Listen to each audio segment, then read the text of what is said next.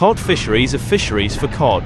Cod is the common name for fish of the genus Gardus, belonging to the family Gadidae, and this article is confined to 3 species that belong to this genus: the Atlantic cod, the Pacific cod and the Greenland cod. Although there is a 4th species of the cod genus Gardus, Alaska pollock, it is commonly not called cod and therefore currently not covered here. Cod are demersal fish found in huge schools confined to temperate waters in the northern hemisphere. Atlantic cod are found in the colder waters and deeper sea regions throughout the northern Atlantic.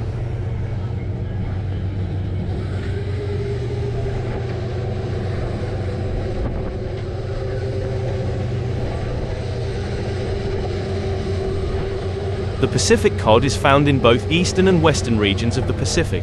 1. Atlantic cod can grow to 2 meters (6.6 feet) in length.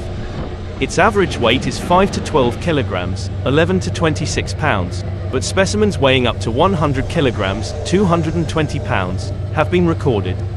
Pacific cod are smaller, and may grow up to 49 centimeters, 19 in, and weigh up to 15 kilograms, 33 pounds. Cod feed on mollusks, crabs, starfish, worms, squid, and small fish. Some migrate south in winter to spawn. A large female lays up to 5 million eggs in mid-ocean, a very small number of which survive.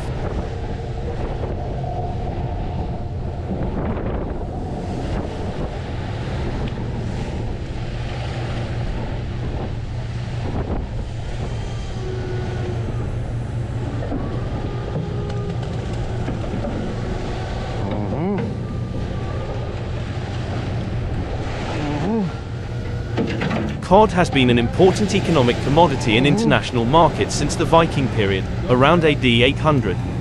Cod are popular as a food fish with a mild flavor, low fat content and a dense white flesh. When cooked, cod is moist and flaky. Cod livers are processed to make cod liver oil. Cod are currently at risk from overfishing. The North Sea cod stock is primarily fished by European Union member states and Norway. In 1999, the catch was divided among Denmark, 31%, Scotland, 25%, the rest of the United Kingdom, 12%, the Netherlands, 10%, Belgium, Germany and Norway, 17%. In the 1970s, the annual catch rose to between 200,000 to 300,000 tons.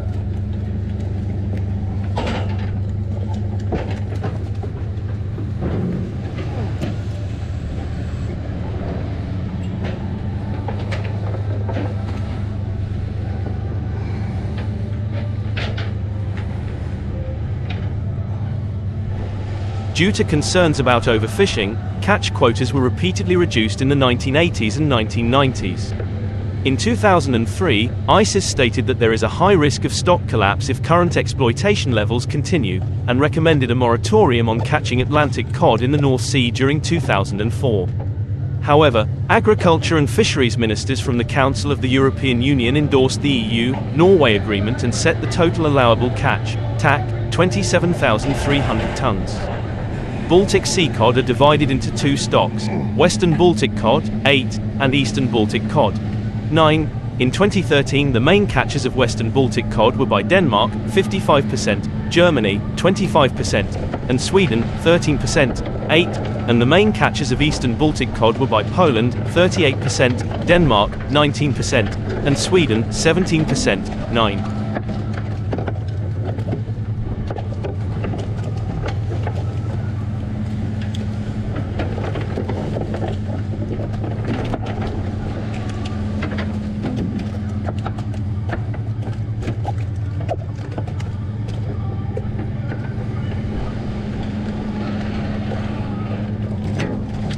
The Eastern Baltic cod stock had quite low abundance until the 1970s, but then grew rapidly due to low fishing pressure and favorable environmental conditions for egg and larvae survival, high salinity, oxygen amount and abundance of prey copepods. 10. In the late 1980s, stock size declined as a result of overfishing and degradation of spawning areas, decreased oxygen amount in the deeper zones of the Eastern Baltic.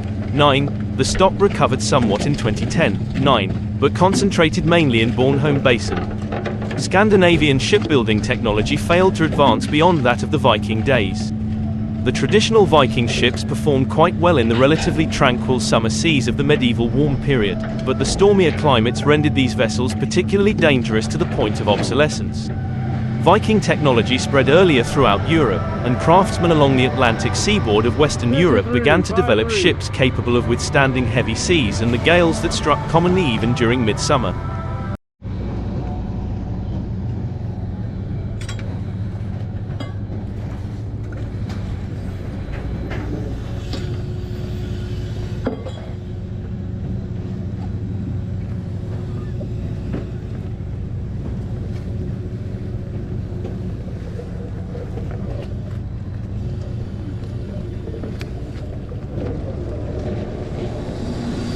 Rarely did a medieval mariner without a death wish dare to venture beyond easy sight of port during the long winter season. Citation needed. The Hanseatic League promoted trade throughout the Baltic Sea aboard cogs and hulks that mariners propelled with square sails and oars. The pious European population, especially the monasteries, convents, and bishops, demanded enormous quantities of fish, and Dutch, English, other British, Breton and Basque mariners sought suitable fishing grounds. Earlier generations of Europeans frequently fished in Norwegian waters and in the North Sea. However, the cooling climate led to the decline of the former fisheries, and the reduced supply in the latter could not satiate the increasing demand for salted cod, herring, and other fish. In an era of very brief life expectancies and an imploding medieval demography, the clearly risky maritime culture provided an attractive means of subsistence. Death constantly haunted medieval Europeans, who took risks unconscionable to the modern mind. The overwhelming majority of the population lived in a state of desperate poverty comparable or perhaps even worse than most third world countries today.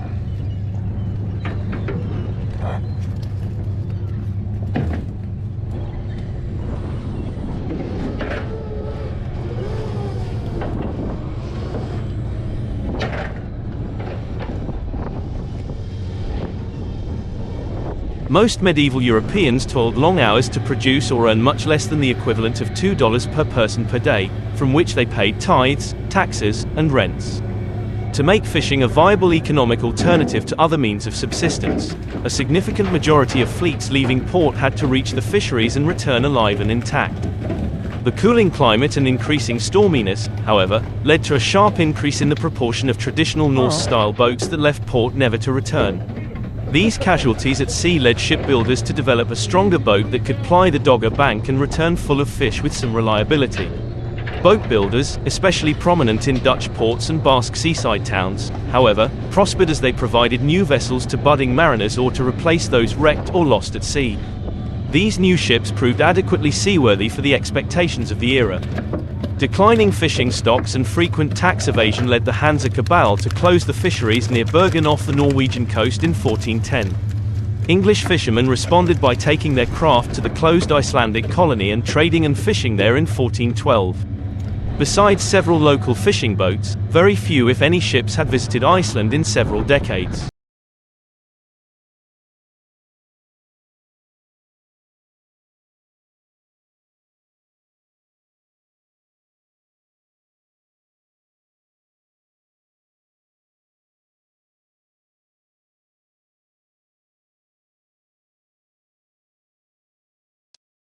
English ships, however, began to set sail for Iceland early each spring through the frigid gales and freezing spray to trade and fish just as the Danish predecessors did centuries earlier.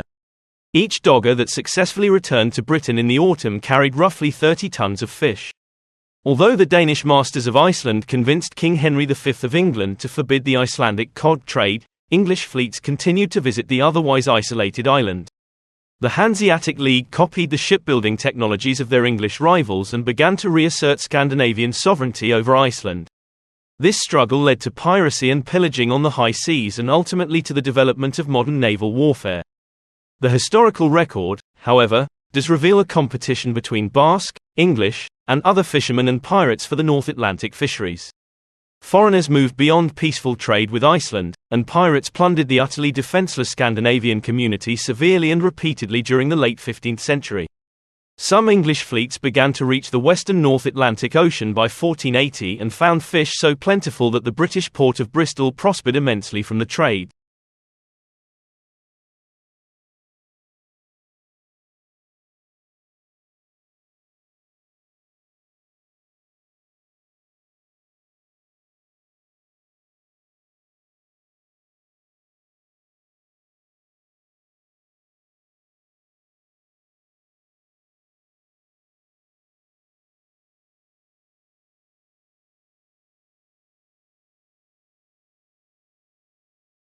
Atlantic cod is a very popular food fish.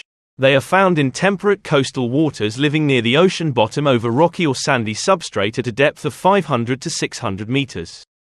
The best techniques for catching Atlantic cod are still fishing or drift fishing using artificial lures, diamond jigs, bucktails, spoons and shiny metal squids fished on the bottom. The hook-like barbel on the Atlantic cod's lower chin is what sets it apart from its relatives. The Atlantic cod and other members of the same family do not have spines in their first, second, or third separated dorsal fins. Nor do they have spines on the two anal fins. The backs and flanks of the Atlantic cod are quite colorful, ranging from gray to brown, yellow, red, and green. They have a mottled appearance with pale markings, dark fins, a white abdomen, and a pale lateral line. These fish have a white stripe that runs laterally along the length of their bodies. Atlantic cod are found in the cold waters of the Atlantic Ocean.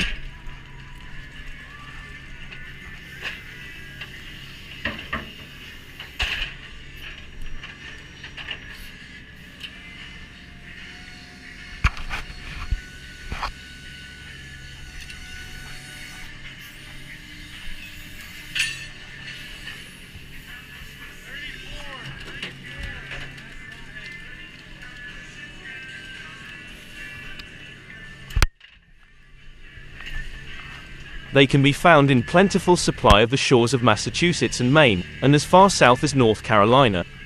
Atlantic cod prefer to stick near sandy, rocky, shell bottoms at depths up to 1,200 feet deep, but are typically fished to depths between 30 and 500 feet. Their migratory tendencies vary. When fishing for Atlantic cods, it's best to use large hooks because of their big mouths. They respond well to strips baits, such as fish, eels, capelin, squid, and crabs. If using lures, opt for jigs, chrome diamond or Norwegian type jigs, spinners, spoons, metallic squids, or bucktails. Norwegian jigs, in the 10 to 20 ounce range, tipped with whole squid, mussels or seaworms is also effective for catching Atlantic cod.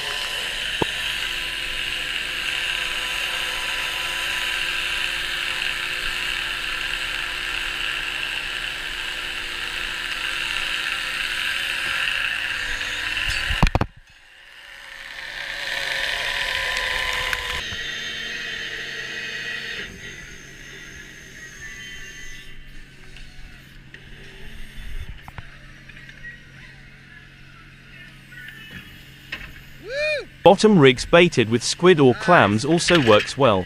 The following are common fishing lures, bait and tackle that can be used to catch Atlantic cod. In the spring, Rich goes out longlining for halibut and black cod. Then he spends his summer salmon fishing in the Copper River Delta. Rich broke into fishing through longlining. My family, dad, uncles, grandpa, great-uncles, you get the idea, were all longliners. They fished on the traditional wooden boats of the Seattle fleet. Every spring they took the boat up north, fished in Alaska all spring and summer, and then brought the boat back down to Seattle in the fall for a winter of never-ending boat repairs and maintenance. Longlining is a traditional fishing method and hasn't really changed for generations. It is essentially just one line a couple miles long, with hooks about every 42 inches.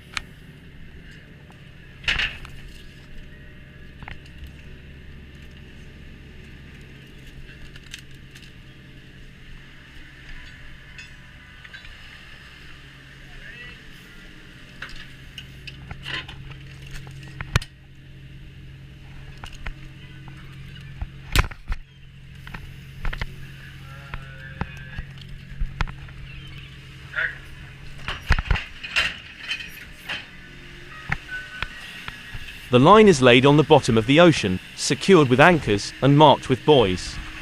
It's usually about 100 to 500 fathoms deep. A fathom is 6 feet. The fisherman targets either halibut or black cod using knowledge of the ocean, depth and topography. Here's the problem: generations of sperm whales have been learning a new trick.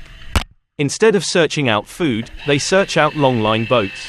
Once they find a boat, they just pick the fish off like grapes as the line is being hauled in. Even worse, they don't leave. The fisherman can move to a new area, but the whales will follow it. Often boats just have to go in once the whales show up. For some reason, the sperm whales prefer the black cod and generally leave the halibut alone. Just imagine the frustration of the fisherman. It takes so much work and fuel to get out to the grounds, set the gear, and haul it, just to feed the whales. Pot fishing for black cod could be the solution we have been looking for.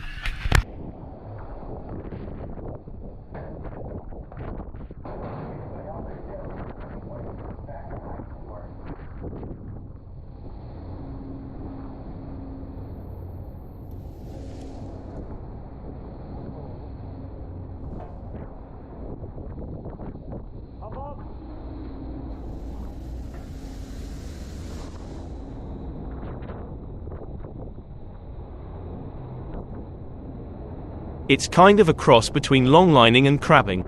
They still use a really long line, but with pots every 30 fathoms, 180 feet, instead of hooks. They are round, medium-sized pots. Smaller than a crab pot, but bigger than a shrimp pot. The concept is simple: the pot becomes a barrier so the whales can't eat the fish. But reconfiguring the boats and changing the way we have been fishing for 100 years is not that simple. Right now, switching over to pots is not mandatory for the fleet, but some boats are opting to make the change. Rich Longline's on the FV Robert Magnus, a great boat with a great crew. This year, they took the plunge and reconfigured the boat to pot fish for black cod. It was a lot of work. Rich came home exhausted but hopeful. Although there is a bit of a learning curve, Rich could definitely see some benefits. Personally, Rich and I are excited to see this change come about. We pride ourselves on fishing wild and sustainable, and we feel that pot fishing is aligned with these values.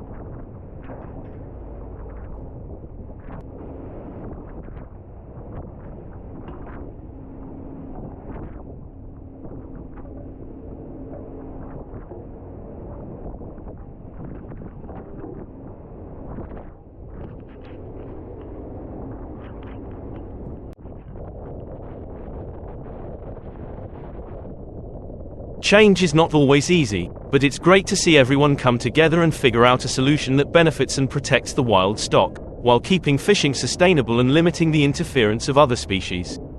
Seinar holds degrees in nutrition and food science in addition to being a mom, foodie, and third-generation fisherman's wife.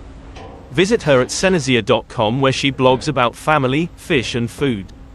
If you haven't yet, join the community and receive our free cookbook. With instant access to our family recipes and tips, you can cook excellent fish with confidence. Plus, you'll receive 10% off your first purchase. Have a friend that would love this article. Share the love and pass it on. Our family business runs on word of mouth, and we appreciate you taking the time to help us out. Thanks, Seinar.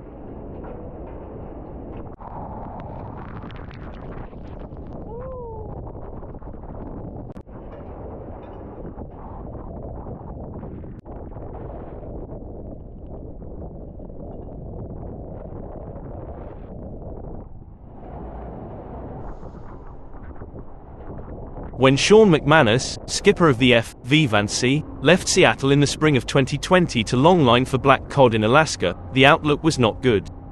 The burgeoning pandemic had injected uncertainty into a fishery that was already struggling with flagging prices and crippling whale depredation.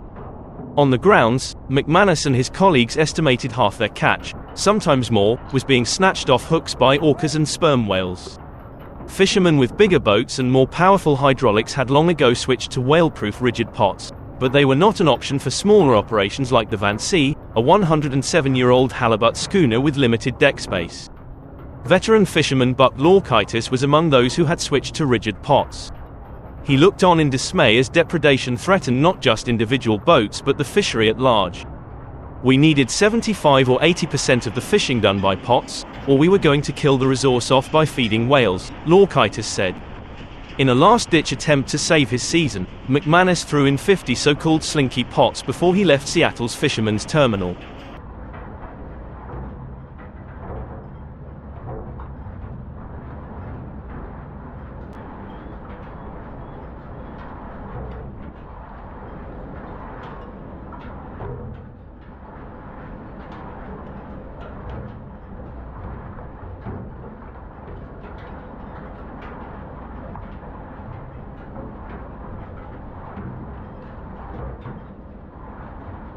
To him, it was a new and virtually unknown product, a lightweight collapsible pot that would fold flat and stack on deck, giving boats like his a chance to get off hooks and into pots.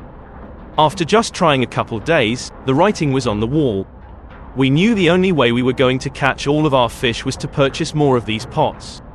We fully converted over. They've been a lifesaver for us, and really the entire fishery, McManus said. The pots had made their Alaska debut just a few months earlier in the fall of 2019 when skipper Pete Saul saw a short video posted online by California fisherman and biologist Alexander Stubbs, who invented the Slinky pot with his business partner Adam Sewell.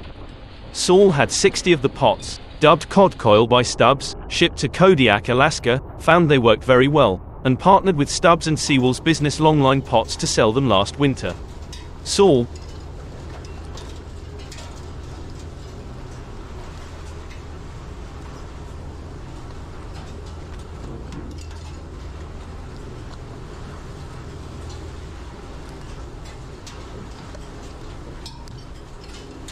who runs Fish Tech out of Oregon, estimates the group has outfitted around 50 boats with the Slinky pots while inspiring other fishermen to send their own manufacturing to China to make knockoffs. The crew of the F.V. Vessell, above, preps new cod coil, or Slinky, pots. The gear is made for longliners tired of feeding whales a seafood buffet and is noted for being collapsible and lightweight. Sean McManus photo. When Sean McManus, skipper of the F.V. Vessell, left Seattle in the spring of 2020 to longline for black cod in Alaska, the outlook was not good.